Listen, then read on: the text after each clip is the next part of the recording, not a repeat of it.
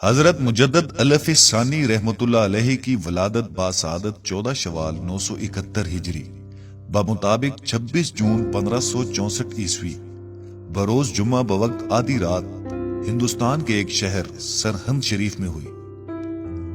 آپ کا نام احمد تھا۔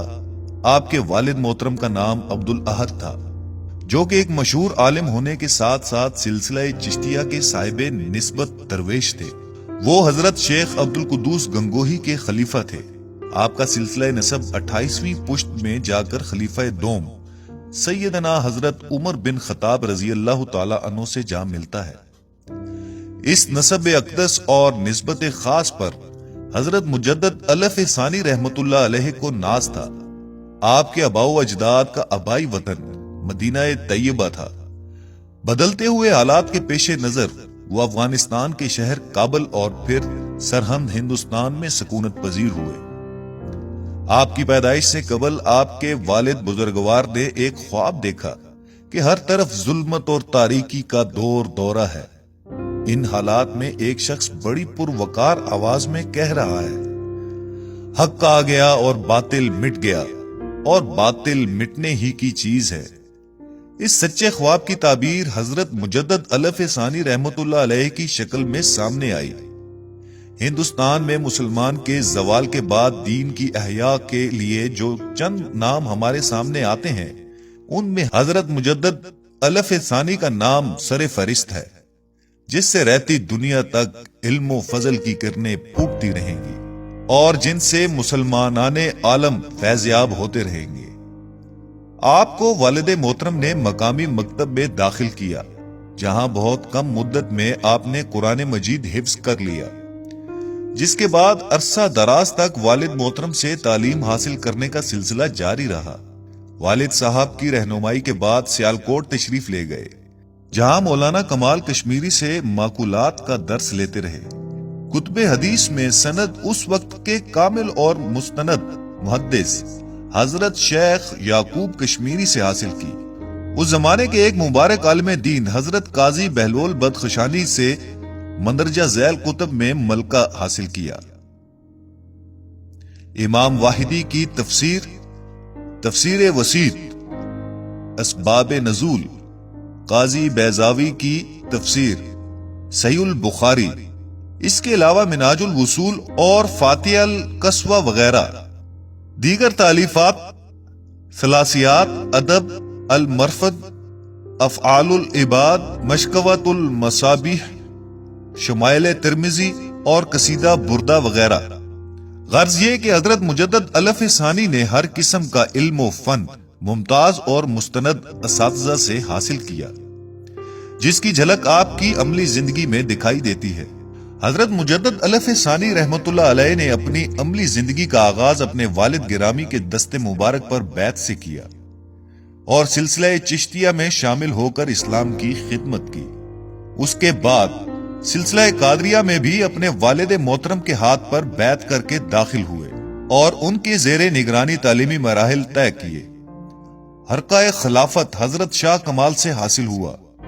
17 برس کی عمر میں آپ جامع کمالات ظاہری و باطنی کی حیثیت سے اپنے والد گرامی کی حیات میں درسی کتب کی تعلیم میں مشغول رہے اور طریقے اور تلقین اور تبلیغ کی طرف بھی باقاعدہ توجہ دینے لگے۔ تعلیم و تبلیغ کے سلسلے میں آپ آگرہ تشریف لے گئے، جہاں آپ کی ملاقات ابو الفضل اور فیضی کے علاوہ دیگر قابل ذکر اور جید علماء سے ہوئی۔ ایک عرصہ سے سلسلہ نقشبندیہ کا طلب آپ کے ذہن و فکر اور روح پر سوار تھی، بلکہ عشق کی بلندیوں کو چھو رہی تھی۔ اس کے ساتھ حج کی سعادت حاصل کرنے کا شوق بھی شدت اختیار کر چکا تھا۔ وہ جلد از جلد اس کی تکمیل کے آرزو مند تھے، لیکن اپنے والد محترم کی خدمت کا خیال بھی ان کو دامن گیر تھا۔ والد ماجد کی وفات کے بعد انہوں نے حج کے ارادہ سے سرہند سے سفر کا آغاز کیا۔ دہلی پہنچے۔ دہلی پہنچنے پر مولانا حسن کاشمیری، جن سے آپ کی پہلے سے جان پہچان تھی، ملاقات ہوئی۔ انہوں نے دوران گفتگو حضرت خواجہ باقی باللہ کے روحانی مقام کا ذکر کیا۔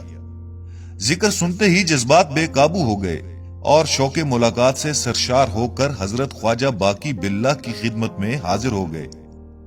چند روز ان کی صحبت میں گزارے، جس کا اتنا اثر ہوا کہ آپ ان کے مرید ہو گئے۔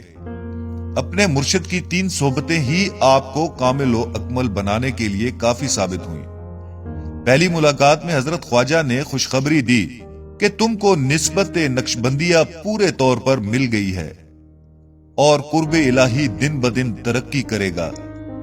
دوسری مرتبہ خلت خلافت سے سرفراز کیا، طالبان طریقت کو رشد و ہدایت کی اجازت مراحمت کی اور اپنے مخصوص ترین اصحاب کی تعلیم و طریقت آپ کے سپرد فرمائی۔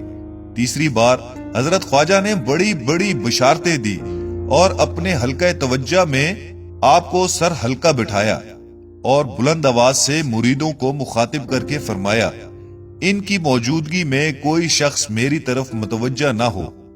حضرت مجدد الف ثانی کی شخصیت ظاہری و باطنی ہر قسم کے کمالات کا مظہر تھی۔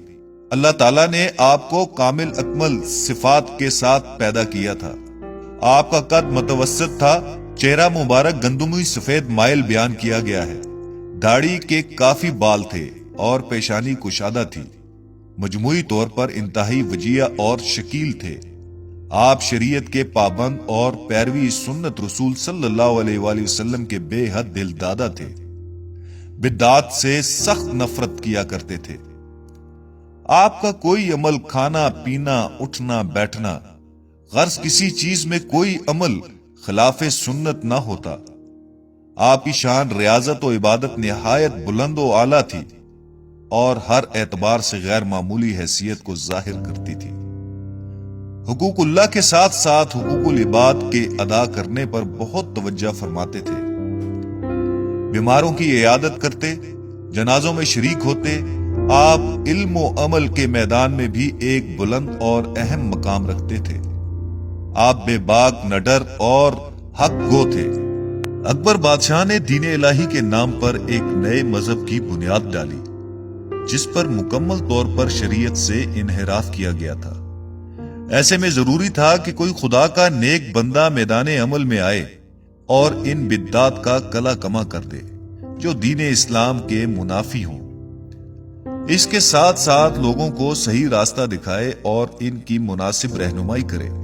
چنانچہ اس مقصد کے لیے اللہ تعالیٰ نے حضرت مجدد الف ثانی کو منتخب کیا اور اس طرح احیاء دین کی سرفرازی آپ کو نصیب ہوئی۔ دوسری طرف حالات حضرت مجدد الف ثانی کے موافق نہ تھے، مگر ہر بات سے قطعی بے پرواہ ہو کر وہ سینہ تان کر بدعات کے سامنے ڈٹ گئے، قید و بند کی مصیبتیں برداشت کی اور بہت سی مشکلات نے آپ کو ہر طرف سے گھیر لیا۔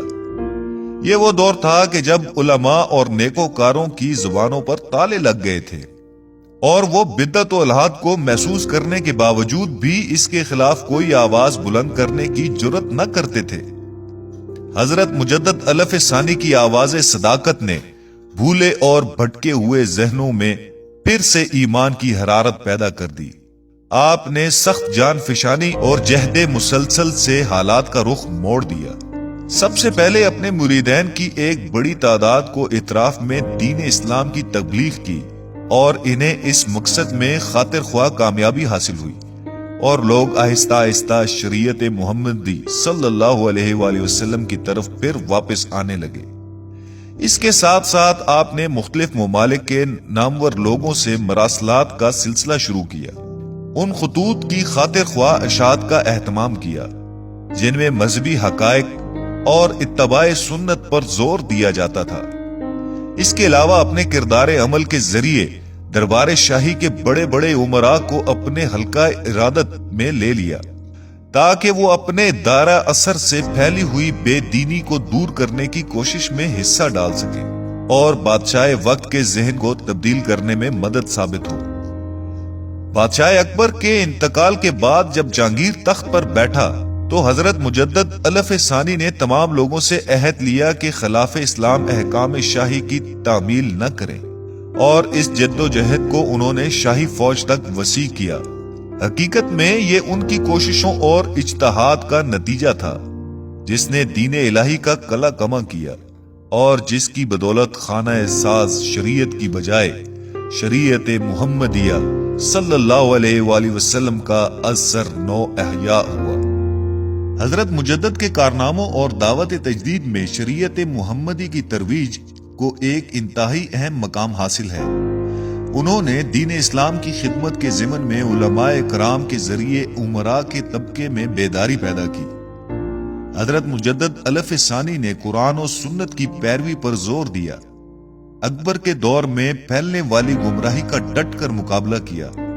تصوف کے نام پر جو برائیاں اسلام میں داخل ہو رہی تھیں انہیں ختم کیا۔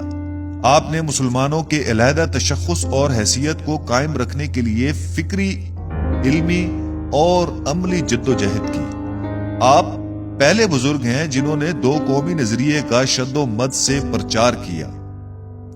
آپ نے مسلمانوں پر زور دیا کہ وہ شریعت کا دامن مضبوطی سے تھامتے ہوئے غیر شرعی و غیر اسلامی رسومات کو چھوڑ دیں۔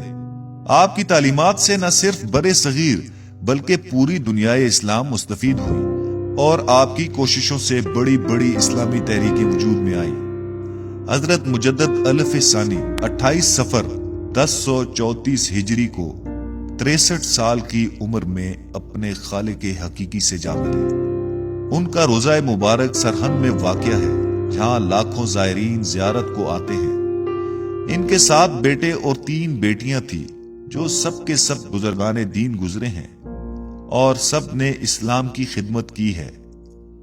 آپ کی اولاد سلسلہ نقشبندیہ کی ترویج میں بنیاد کا درجہ رکھتی ہے۔